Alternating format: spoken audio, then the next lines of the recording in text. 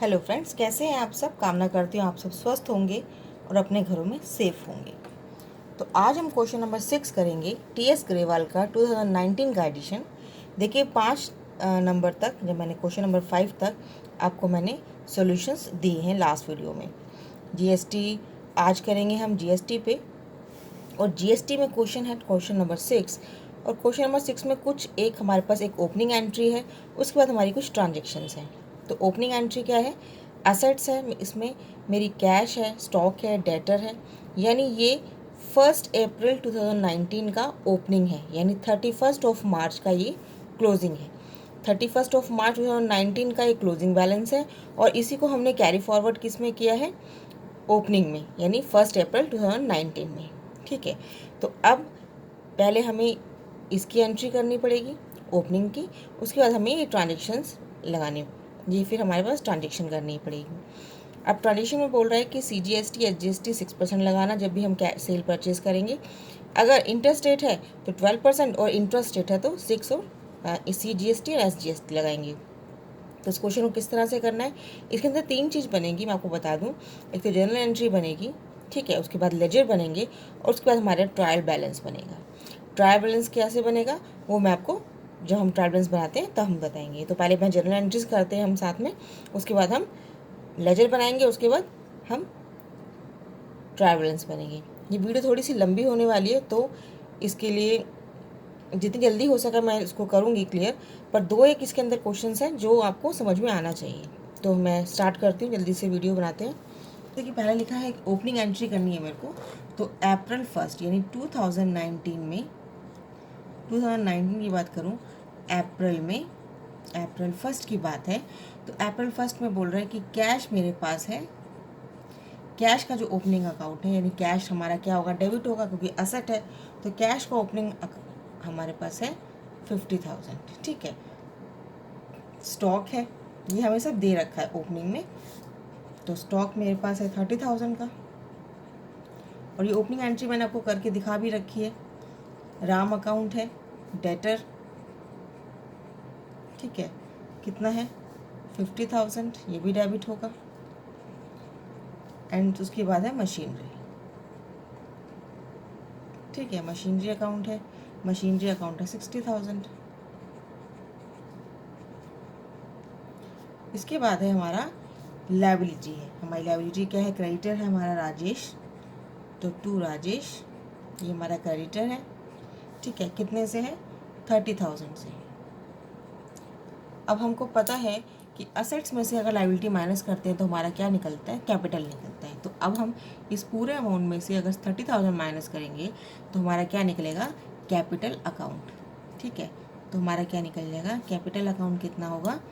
50, 1,30,000, 160, तो 190 में 30 जाएंगे तो कितना हो जाएगा मेरा? 160 का कैपिटल अकाउंट हो जाएगा। सिंपल एंट्री थी, इसमें कोई ये सब कुछ दे रखा है, इसके अंदर हमें सिर्फ इसमें पुट करना है। अब नेक्स्ट आता है, नेक्स्ट क्वेश्चन बोल रहा है सोल्ड गुड्स फॉर कैश। देखिए 2019 का ये अप्रैल 4 की बात बोल रहा है। तो गुड्स सोल्ड हुए कैश में, तो CGST SGST लगा होगा। तो cash account debit, cash account debit to sales account. कितना सेल हुआ है? सेल हुआ है 7,000 का, सॉरी यहाँ पे लिखना है 7,000 to output SGST @ 6% to output CGST @ 6%। ठीक है, तो 7 का 6% हो जाएगा 420, एंड 420 इन सबको ऐड करेंगे तो हो जाएगा मेरा 7840। अप्रैल 6, अप्रैल 6 बोल रहा है गुड्स रिटर्न बाय राम, यानी राम से। देखिए राम डेटर है, 50,000 का माल है इसके पास, यानी इसने हमें 50,000 रुपये देना। इसमें यहाँ से माल वापस आ गया 1,000 का। कितना माल वापस आया? सिर्फ उसने स्टॉक बोला वापस आया, गुड्स वापस आया, उसके अंदर CGST SGST भी लगा होगा, तो वो भी हम कर लेते हैं। दिल्ली का ही था, goods return by Ram, Delhi लिखा हुआ है, तो रिटर्न होगा तो हमारा क्या होगा? रिटर्न इनवर्ड, यानी सेल्स होगा, क्योंकि डेटर है तो सेल में होगा हमारा, तो सेल रिटर्न, सेल रिटर्न और रिटर्न इनवर्ड। ठीक है ना, क्योंकि माल इनवर्ड हो रहा है, आ रहा है, डेबिट हो जाएगा। ठीक है, इसके साथ हमारा क्या होगा, आउटपुट SGST @ 6%, कितने का माल वापस आ रहा है, 1000 रुपीज़ का। ठीक है, 1000 पे 6% कितना होगा, 60 रुपीज़। और आउटपुट CGST @ 6%, तो ये होगा 60 रुपये। कहाँ से आ रहा है, राम से आ रहा है, तो टू राम्स अकाउंट। टोटल कितना हो जाएगा, 1120। क्वेश्चन है, purchase goods from Rajesh, Jaipur से अब आ रहा है और लीज प्राइस है 10,000, जो कि हमें उसने हमको परचेज हमने जब किया है तो वो 9,000 का हमें पड़ा, यानी जो हमारा 1,000 रुपये वो हमारा क्या हो गया, ट्रेड डिस्काउंट। तो ट्रेड डिस्काउंट की एंट्री करते नहीं है, तो अप्रैल 10 में हम क्या करेंगे, 9,000 से एंट्री करेंगे और हमारे पास क्या आ रहा है, परचेज हो रहा है, तो परचेज अकाउंट डेबिट। ठीक है, तो इसमें परचेज अकाउंट डेबिट होगा, तो देखिए यहाँ पे डेबिट और ये डेबिट होगा। परचेज अकाउंट डेबिट हो गया, कितने से हुआ है, 9,000 से। ठीक है, 9,000 से परचेज हुआ है। इसमें इनपुट क्या लगेगा, IGST @ 12%। इसको हम करेंगे तो आ जाएगा 1080। कहाँ से आ रहा है परचेज, राजेश से आ रहा है, तो टू राजेश, तो हो जाएगा 10,080 रुपीज़। नेक्स्ट क्वेश्चन बोल रहा है, bought goods rupees, list price 15,000 है, राकेश से आ रहा है कलकत्ता से, ट्रेड डिस्काउंट 10% है और उसको 5% कैश डिस्काउंट दिया है हमने। हाँ, हमको मिला है cash discount and paid 40% of amount immediately. देखिए कैश दिया हुआ है, 5% डिस्काउंट दे रहा है। इसमें ट्रेड डिस्काउंट भी है और उसमें कैश डिस्काउंट भी है। तो मैं छोटा सा वर्किंग नोट बनाती हूँ और उसमें आप समझाती हूँ कि उसके अंदर किस तरह से हमें यहाँ पे फिगर करना पड़ेगा। तो हमें देखिए, अगर हम इसमें एंट्री करते हैं तो एंट्री हमारे को किस तरह से होगी, मैं पहले एक वर्किंग नोट बनाती हूँ, उसके अंदर आपको मैं बताती हूँ। उसने बोला है 15,000 का परचेज है। ठीक है, परचेज है 15,000 का, ये इसने दिया है लिस्ट प्राइस, ये लिस्ट प्राइस है 15,000 का। इस पे ट्रेड डिस्काउंट है 10%, यानी कितना हो गया, 1500। तो 15,000 में से अगर मैं 1500 माइनस करती हूँ ट्रेड डिस्काउंट @ 10%, तो कितना रह जाएगा, 13,500, इतना रह गया। राइट, अभी 13,500 के ऊपर मुझे क्या लगेगा, 12% IGST, यही लगेगा। तो 12% IGST लगेगा, तो 1620 ये आ गया।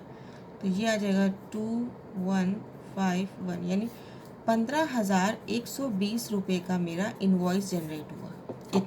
इतना भी समझ में आया कि मैंने परचेज़ किया 13,500 का, टैक्स लगा 1620 का, अब मुझे इनवॉइस इतना मिल गया। अब मैंने इसमें से 40% पे कर दिया, मैंने इसमें से 40% पे कर दिया और 60% मैंने रेस्ट छोड़ दिया, बैलेंस छोड़ दिया कि इन फ्यूचर में उसको पे कर दूँगी, ये बैलेंस है। तो 15,120 का अगर मैं 40% निकालती हूँ तो मैंने जो पे किया है 40% पे ही मेरे को कितना डिस्काउंट मिलेगा, 5% CD मिलेगा। क्यों, क्योंकि मैंने उतना ही पे किया है, जितना हम पे करते हैं उतना ही कैश डिस्काउंट मिलता है, ये सबको पता है। तो इसकी कैलकुलेशन निकालते हैं कि 15,120 का 40% यानी 6048, ये मैंने पे किया है। 40% हुआ इसका, ये मैंने पे किया है, लेकिन इसमें से मुझे 5% डिस्काउंट मिल गया CD। ठीक है, इसमें मुझे क्या मिल गया, 5% डिस्काउंट मिल गया। कैसे डिस्काउंट मिल गया कि मुझे इतना मैंने पे किया है 40%, तो 6048 का मैं 5% निकालती हूँ तो मेरे पास 302 रुपीज़ आता है। इसको मैं माइनस करती हूँ तो 6048 माइनस 302, तो 6048 माइनस 302, तो क्या आ गया, 5746, यानी मैंने एक्चुअल में कितना पे किया, 5746। ठीक है, 5746 मैंने पे किया है, ये मेरे को डिस्काउंट मिल गया, इतना मेरा बैलेंस रह गया। अगर मैं 15,120 में से ये माइनस करती हूँ और यहाँ बैलेंस लिखती हूँ, क्योंकि 302 रुपये तो डिस्काउंट है, ठीक है, तो ये भी लिखा जाएगा, ये भी, ये दोनों लिखे जाएंगे। और इसमें से अगर मैं माइनस करती हूँ कि 15,120 में से, यानी 15,120 का मैं 60% निकाल लेती हूँ, तो मैं 60% ही निकाल देती हूँ, तो क्या हो जाएगा 9072, यानी ये अमाउंट मैं बाद में पे करूँगी। तो इसकी जनरल एंट्री क्या बनेगी, देखिए, परचेज़ कितने का हुआ 13,500 का, टैक्स कितने का गया 1,620 का, सीडी कितना हुआ 302 का, ठीक है, डिस्काउंट कितना जो मैंने कैश पे किया है, ये नेट अमाउंट है जो कैश मैंने नेट पे किया है, ठीक है, सर 5746, और मेरा बैलेंस कितना रह गया 9072। तो इसको मैं जनरल एंट्री में कैसे पोस्ट करूँगी, आप ये देखिए। क्या करेंगे, अप्रैल 15 की बात है, ठीक है, अप्रैल 15 में मैंने परचेज कितना किया है, परचेज अकाउंट डेबिट 13,500 से, ठीक है। अब मैंने इनपुट IGST@12%, क्योंकि कलकत्ता से है, तो मेरे पास कितना आ जाएगा 1620, ठीक है। अब मैंने राकेश को अभी कितना पेमेंट देना है, मैंने कैश कितना दे दिया, और मैंने डिस्काउंट कितना रिसीव किया, यही चीज़ होगी। तो डिस्काउंट कितना रिसीव किया, मैंने डिस्काउंट किया 302 का, मैंने पे कितना किया है 5746 कैश में, और मेरा बैलेंस कितना रहेगा 9072, जो मैं राकेश को इन फ्यूचर दे दूँगी, ठीक है। आप इन दोनों को, इन सबको प्लस करोगे तो 15,120 रुपये ही यहाँ पे आएगा, राइट। ये बात समझ में आ गई आपको, ये इम्पोर्टेंट इसमें वो है ट्रांजेक्शन, ये अच्छे से आपको समझनी चाहिए। अब हम लेजर बनाएंगे ना, तब भी आप, मैं इसको समझाऊंगी कि इसमें हमें कैसे, किस तरह से लेजर बनेगा। तो थोड़ी सी वीडियो लंबी होगी, तो इसके लिए ज़रूर देखिएगा कि इम्पॉर्टेंट क्वेश्चन है, कभी कभी वीडियो लंबी भी देख लेनी चाहिए अगर अपने काम की है तो। अप्रैल 20, राजेश मेरा क्रेडिटर था, तो हमने पे किया राजेश को, फुल एंड फाइनल सेटलमेंट कर दिया। अब राजेश का जो अमाउंट था, देखिए, ओपनिंग उसका था हमारे पास 30,000, ओपनिंग कितना था 30,000, ये ओपनिंग था, प्लस हमने उसको क्या किया था, हमने उसको सेल किया था 10,080 का, तो टोटल अमाउंट कितना हो गया 40,080। अब 40,080 में से 38,600 वो मैंने उसको पे कर रही हूँ, कितना पे कर रही हूँ 38,600 रुपये, तो बैलेंस कितना रह जाएगा,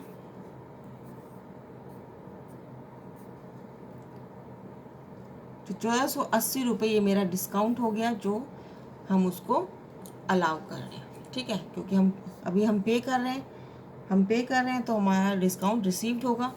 तो एंट्री क्या होगी, एंट्री होगी हम पे कर रहे हैं, किसको पे कर रहे हैं, राजेश को, तो राजेश अकाउंट डेबिट, तो पूरे अकाउंट से होगी, कितने से 40,000 से पूरे से होगी राजेश की, ठीक है। अब मैंने कितना पे किया है, तो टू कैश अकाउंट कितना पे किया है 38,600, और टू डिस्काउंट रिसीव्ड, है ना, मैंने रिसीव किया है, वो कितना हो गया 1,420 रुपये। ये बात समझ में आ गई इतनी। नेक्स्ट है paid the life insurance premium of the proprietor, paid the life insurance premium, proprietor का प्रीमियम पे करेंगे तो ड्राइंग्स होगी, सबको पता है। तो अप्रैल 25, तो हमारा क्या होगा इसमें, drawings account debit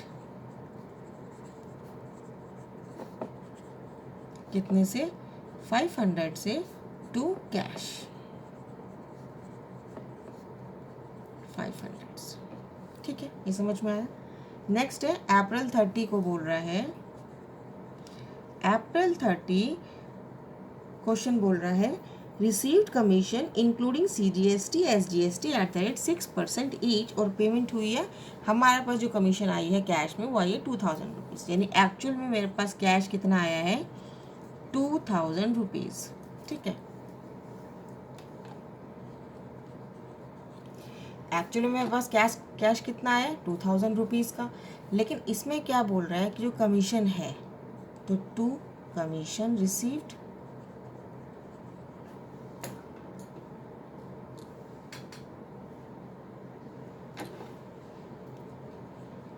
to commission received, और इसके अंदर ही आउटपुट SGST भी लगा हुआ है 6% का, और आउटपुट CGST भी लगा हुआ है 6% का। ठीक है, तो जब इंक्लूड होता है, तो मैंने आपको बता रखा है, जब इंक्लूड होता है तो हम क्या करते हैं, जितना वैल्यू है, जितना भी मेरा वैल्यू है उसके अंदर परसेंटेज प्लस 100 प्लस परसेंटेज, इतना ही करते हैं। अगर हम 2000 को 6/106 से डिवाइड करते हैं और मल्टीप्लाई करते हैं तो हमारे पास कमीशन कितना आएगा, तो कमीशन 113 तो मेरा आउटपुट इनपुट आ जाएगा, ये आउटपुट आ गया मेरा, और बैलेंस यानी जो बैलेंस होगा वो मेरे पास क्या आएगी, वो मेरे पास एक्चुअल कमीशन है जो मेरे को रिसीव हुई है 2000 रुपये, उसके अंदर 2000 रुपये आया, उसके अंदर कमीशन और प्लस GST भी लगा हुआ है। ठीक है, तो क्या करेंगे, इनको प्लस करते हैं और 2000 में से माइनस करते हैं, तो इसको प्लस करते हैं तो क्या आएगा 113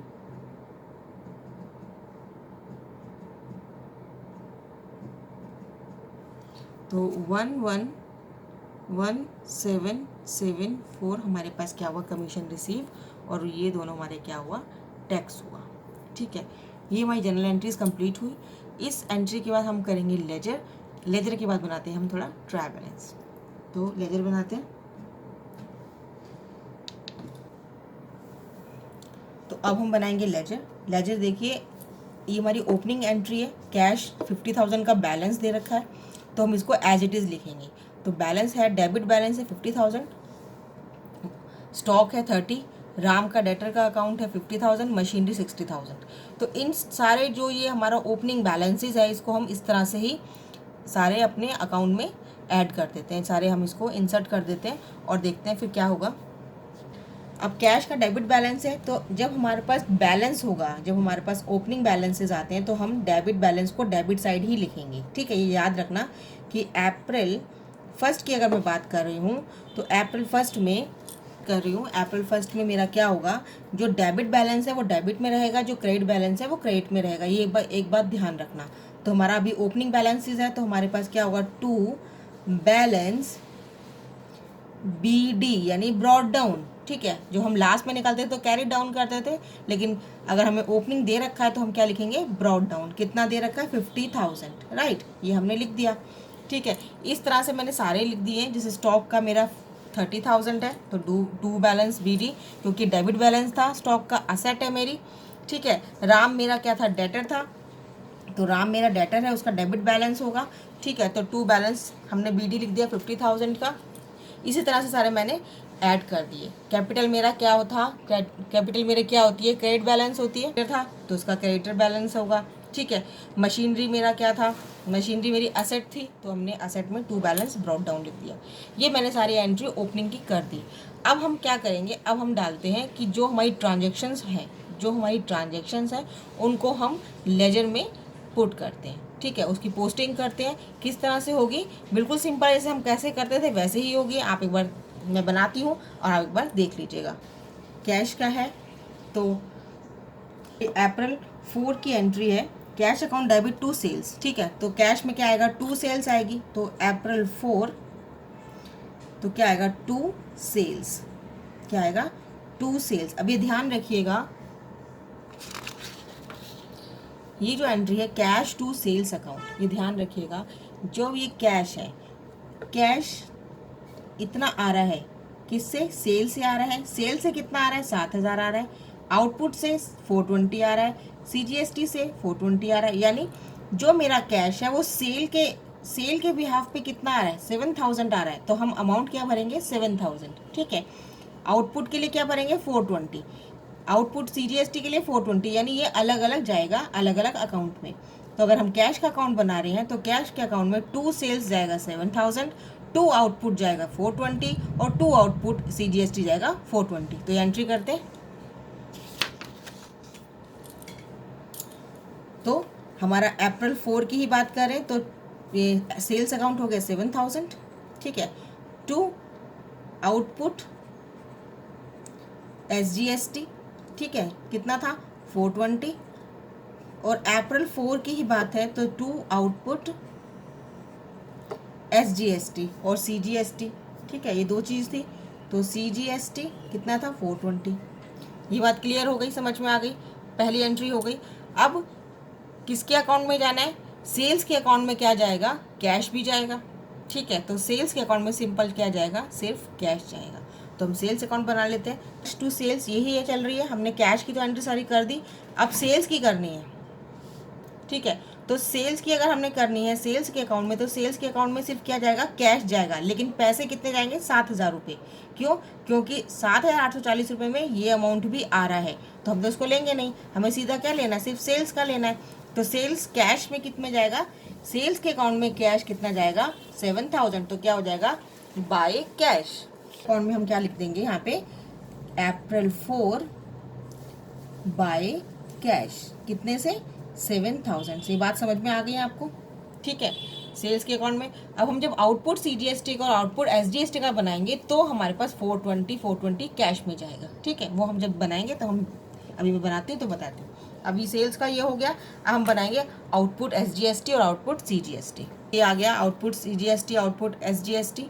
आउटपुट सीजीएसटी, आउटपुट एसजीएसटी में क्या होगा? By cash. क्या होगा? अप्रैल 4 में बाय कैश होगा, क्योंकि कैश में एंट्री है, लेकिन अमाउंट कितना आएगा? 420। क्यों? 420 है, राइट। समझ में आ रही बात? ये ध्यान रखिएगा, जिसके आगे जो एंट्री का अमाउंट है ना वही आएगा, इकट्ठा मत डाल देना। तो अप्रैल 4 में एसजीएसटी भी 420 था और सीजीएसटी भी 420 था। इतना समझ में आया? अभी इसके अंदर कोई ऐसी दिक्कत नहीं है। नेक्स्ट करते हैं। एंट्री है सेल रिटर्न, आउटपुट, आउटपुट और टू राम। अब ये ध्यान से सुनिएगा, राम का जो अकाउंट अगर हम बनाएंगे, फर्स्ट हम देखते हैं कि सेल्स अकाउंट, तो सेल रिटर्न है तो सेल रिटर्न का अकाउंट बनेगा। सेल रिटर्न कितने का हुआ है? 1000 रुपये का, ठीक है। और इसके अपोजिट साइड एंट्री कौन सी है? राम की। डेबिट साइड में ये तीनों एंट्री है और राम में कितनी है? एक एंट्री है। तो सेल रिटर्न राम को 1000 रुपये होगा। आउटपुट राम के अकाउंट में भी जाएगा, ठीक है, क्योंकि ये इसके अपोजिट एंट्री है। Output SGST 60 rupees, output CGST 60 rupees, और ये राम से। देखो ये एंट्री दोबारा ये एंट्री सेम है।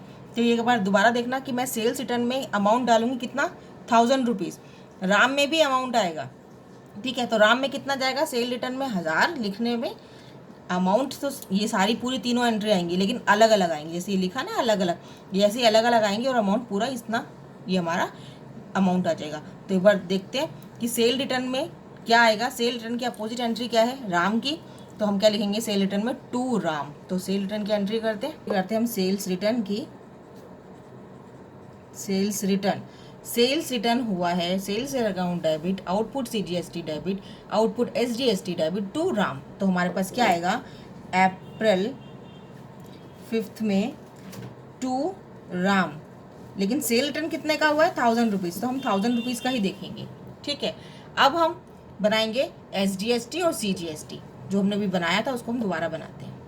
आउटपुट सीजीएसटी और में क्या हुआ? अप्रैल 6 में क्या हुआ? राम तो 2 है ना, तो हम क्या करेंगे? 2 राम कितने से होगा? कितने से था? कितने रुपए से था? 60 रुपीज़ से। 60 रुपीज़ से तो हम 2 राम से कितना करेंगे? एसजीएसटी 60 रुपीज़ से हुआ है, ठीक है, और सीजीएसटी भी 60 रुपीज़ से हुआ है। तो अप्रैल 6 में 2 राम 60 रुपीज़, राइट।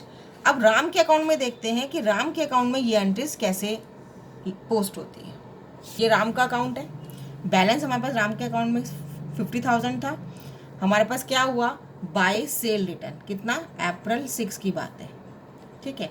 तो बाय सेल्स रिटर्न हुआ है मेरे पास ₹1000 का, और उसी के ऊपर मेरा बाय आउटपुट SGST ₹60 और बाय आउटपुट SGST हो गया CGST ₹60। आ गई एंट्री, हो गया ये 1120 की एंट्री हो गई। इस तरह से हो गई। ये समझ में आया आपको किस तरह से किया? हमें इस तरह से एंट्री करनी है, ठीक है। तो लेजर पोस्टिंग इस तरह से सारी करनी है। मैं लेजर पोस्ट करके आपको दिखा देती हूँ और उसके बाद हम बनाते हैं ट्रायल बैलेंस, ठीक। देखिए फ्रेंड्स, मैंने लेजर सारे कंप्लीट कर लिए हैं। तो ये हमारे पास बैलेंसेस आ गए, ठीक है। मैंने सिर्फ जनरल एंट्री से ही बनाए हैं, इसके अलावा मैंने और कुछ नहीं किया। तो ये सिर्फ मैंने सारे हमारे अब ये सारे लेजर्स बन गए हैं। मैं आपको ये पोस्ट कर दूंगी इसका वीडियो। इसके बाद हम बनाते हैं ट्रायल बैलेंस। ट्रायल बैलेंस में क्या होता है, इसका फॉर्मेट आप देख लीजिए एक बारी, और इसका हम बैलेंस किस तरह चढ़ाते हैं ये देख लीजिए। पहले हम जनरल एंट्री की बात करते हैं। जनरल एंट्री को हम क्या करते हैं कि जैसे ही हमारी जनरल एंट्री होती है, जैसे मैं आपको दिखाती हूँ, जैसे हमारी ये जनरल एंट्री है, cash account debit to sales, ठीक है। तो मैंने कैश के अकाउंट में क्या डाला, सेल्स। क्या डाला, कैश के अकाउंट में सेल्स डाला, और टू सेल्स है तो हमारा क्या हो जाएगा, डेबिट साइड। हमने अपोजिट साइड डाला है। टू सेल्स हम कहाँ डालते हैं, इस तरफ डालते हैं, यानी देखिए हमने टू सेल्स कहाँ डाला, डेबिट साइड डाला है ना, क्योंकि टू सेल्स तो क्या होता है, टू मतलब क्या होता है, क्रेडिट होता है। तो हमने क्रेडिट को क्या डाला है, डेबिट में, यानी अपोजिट में करा है। अगर हम अब जब हम बनाएंगे ट्रायल बैलेंस, तो ट्रायल बैलेंस को क्या करेंगे, ये क्या हुआ, जितना भी बैलेंस मेरा क्या आ रहा है, ये आ रहा है क्रेडिट साइड। ये बैलेंस मेरा किस तरफ आ रहा है, क्रेडिट साइड आ रहा है। इसको हम क्या करेंगे, डेबिट में डाल देंगे। समझ में आई बात? ये मेरा बैलेंस क्या आ रहा है, क्रेडिट साइड, इसका बैलेंस हम किस में डालेंगे, डेबिट में, ठीक है। तो जितने भी हमारी कैरी फॉरवर्ड हमारा पास बैलेंस होगा, अगर वो क्रेडिट में होगा तो हम डेबिट में डालेंगे, और डेबिट में होगा तो हम क्रेडिट में डालेंगे। तो इन सबको हम पोस्ट कर लेते हैं। अब किस में डालेंगे हम इसको, ट्रायल बैलेंस में। और देखिए ट्रायल बैलेंस में किस तरह से डालते हैं, एक बार हम देख लेते हैं। ट्रायल बैलेंस का मेरे पास ये फॉर्मेट है, सीरियल नंबर है, हेड ऑफ अकाउंट्स है, ledger value, debit and credit. Head of accounts कौन से, जो हमारे अकाउंट्स बने हैं, जो हमारे लेजर बने हैं, उनका अकाउंट इस पे जाएगा, और वो अमाउंट किस तरफ आ रहा है, यानी कैश का अमाउंट हमारा अभी क्रेडिट में आ रहा था, तो हम उसको अमाउंट कहाँ डालेंगे, डेबिट में। तो हम जैसे फर्स्ट नंबर डालते हैं कैश का, तो मैंने लिखा कैश, और कैश का मेरा बैलेंस किस में आ रहा था, क्रेडिट साइड में 14994, इसको हम डाल देंगे डेबिट में, राइट। फिर नेक्स्ट देख लेते हैं। नेक्स्ट हमारे पास स्टॉक है, ठीक है। स्टॉक का पैसा मेरा कहाँ पे बैलेंस आ रहा था, क्रेडिट में आ रहा था, तो हम क्या डाल देंगे, डेबिट में डाल देंगे। तो हम डेबिट में डाल देते हैं। आ रही बात समझ में? ऐसे मशीनरी है, तो हम मशीनरी का अमाउंट कहाँ पे आएगा, क्रेडिट में आ रहा है, उसको भी हम डेबिट में कर देंगे 60,000, ठीक है। देन फोर्थ, जिस तरह से आपके लेजर बने हुए आप उस तरह से पोस्ट कर सकते हैं। ये नहीं है कि पहले डेबिट के आएंगे या सारे क्रेडिट के आएंगे, ऐसा कुछ नहीं है। तो देखिए मैंने पहले कैश डाला है, फिर मैंने स्टॉक बनाया है, उसके बाद मेरे पास राम का अकाउंट है, देखिए राम का अकाउंट है ना, तो मैं राम का लिख दूँगी। इसके बाद फिर मेरे पास सेल्स का है, कैपिटल का, तो मैं उसके अकॉर्डिंग चलती रहूँगी। तो हम देखेंगे राम का, राम में कितना अमाउंट आ रहा है, देखो राम में आ रहा है 48,880, क्रेडिट में आ रहा है, तो हम क्या करेंगे, इसको डेबिट में, ठीक है। क्योंकि वैसे भी डेटर का ही है, तो हम एक ही लेके चलते हैं। मैं आपको सिर्फ बताया है, आप एक ही कंसेप्ट लेके चलिए कि जो अकाउंट का बैलेंस आपका क्रेडिट साइड में आ रहा है, उसको हम डेबिट में डालेंगे, जो डेबिट में आ रहा है वो क्रेडिट में डालेंगे। इतना ही आप कंसेप्ट ध्यान रखिए, ठीक है। तो ये राम का अकाउंट किस में आ रहा है, क्रेडिट में आ रहा है, ठीक है, तो हम इसको किस में डालेंगे, डेबिट में। तो राम्स अकाउंट, सब क्या क्या अकाउंट लिख लीजिएगा, कितना आ रहा है 48,880, ये लिख लिया हमने राम के अकाउंट में। देन मेरे पास आ रहा है कैपिटल है, ठीक है, कैपिटल आ रहा है मेरे पास 1,60,000 की, लेकिन ये क्या आ रहा है, ये डेबिट बैलेंस आ रहा है। देखिए ये डेबिट बैलेंस आ रहा है आपके पास, तो डेबिट बैलेंस आ रहा है तो किस में जाएगा, क्रेडिट बैलेंस में, ठीक है। सेल्स का मेरा डेबिट बैलेंस आ रहा है तो किस में जाएगा, क्रेडिट में। देख लीजिए यहाँ पे हम सेल्स लिख लेते हैं, तो सेल्स अकाउंट मेरा भी देखा हमने 7,000 आ रहा है, राइट, सेल्स हो गया। अब इसके बाद है हमारे पास राकेश का अकाउंट है, ठीक है। तो राकेश का अकाउंट कितना आ रहा है, 9072, ये डेबिट में आ रहा है, इसको हम क्रेडिट में कर देंगे। 8 number input SGST, input CGST, ठीक है, इनके अकाउंट है। कितना आ रहा है मेरे पास, ये 473। देन 473 ये किस में आ रहा था, डेबिट में आ रहा था, और हम इसको डालेंगे क्रेडिट में, ठीक है। देन और क्या आ रहा है, सॉरी ये आउटपुट था, ये आउटपुट है, मैंने इनपुट कर दिया। This is the output, this is the output, this is also output, ठीक है।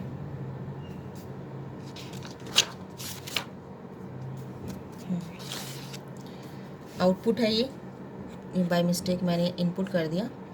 तो आउटपुट SGST, आउटपुट CGST हो गया 473, 473, ठीक है। देन डिस्काउंट रिसीव्ड है मेरे पास, डिस्काउंट रिसीव्ड है, तो डिस्काउंट रिसीव्ड मेरे पास है किसमें, मेरा डेबिट बैलेंस आ रहा है, उसको हम क्या करेंगे, क्रेडिट बैलेंस। ये आपको सब शो कर दूंगी मैं। तो हमारे पास आ रहा है 1782 रुपये, ठीक है। कमीशन है मेरी, कमीशन मेरे पास आ रही है 1774, ठीक है। देन मेरे पास राम का अकाउंट तो हमारे पास ज़ीरो हो गया। अच्छा, जिसका ज़ीरो का अकाउंट होता है, आप ये देखिएगा, ये हमारे पास है राजेश का अकाउंट, ठीक है। ये हमारे पास किसका है, राजेश का अकाउंट है। तो आप ये देखिएगा, यहाँ पर भी इक्वल बैलेंस आ रहा है, यहाँ पर भी इक्वल बैलेंस आ रहा है। तो जिसका बैलेंस ज़ीरो होता है तो हम उसको ट्रायल बैलेंस में नहीं दिखाते, यानी जिसका बैलेंस कुछ भी नहीं है उसको हम नहीं दिखाएंगे, ठीक है। फिर आएगा हमारे पास ड्राइंग्स,